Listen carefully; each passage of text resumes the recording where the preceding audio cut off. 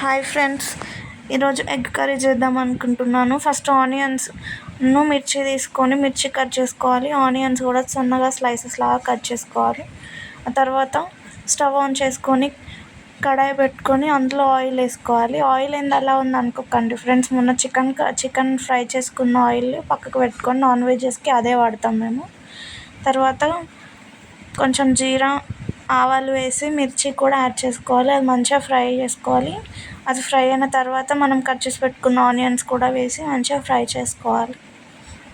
నాకు కొంచెం ఆయిల్ తక్కువైనట్టు అనిపించి మళ్ళీ ఆయిల్ వేసుకున్నాను నేను.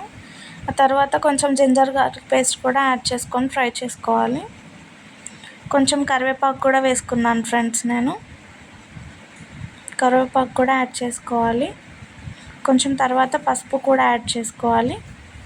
ఇది మంచిగా ఫ్రై కావాలి ఫ్రెండ్స్. ఫ్రై అయిన తర్వాత నేను ఏం చేశానంటే ఆనియన్స్ అనేది అటు ఇటు అని మధ్యలో మనం అలా అన్నప్పుడు ఆయిల్ అనేది అంతా మధ్యలోకి వస్తుంది. అక్కడ నేను మన ఎగ్స్ అనేది కొట్టి వేసుకున్నాను.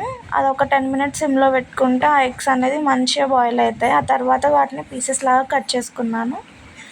తర్వాత వాటిని తిప్పేసుకున్నా. అవి తిప్పినాక కూడా ఒక 5-10 minutes అలానే ఉంచితే మంచిగా ఎగ్ అనేది బాయిల్ అవుతుంది. ఆ తర్వాత కారం, ఉప్పు, మసాలా, ధనియా పౌడర్ ఇవన్నీ యాడ్ చేసుకొని మళ్ళీ మంచిగా అన్నీ మిక్స్ చేసుకున్నాను.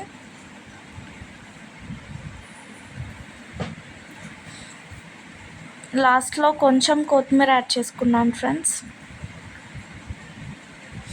అంతే, మన ఎగ్ కర్రీ అనేది రెడీ అవుతుంది. ఒకసారి ఇలా కూడా ట్రై చేసి చూడండి, చాలా బాగుంటుంది ఫ్రెండ్స్.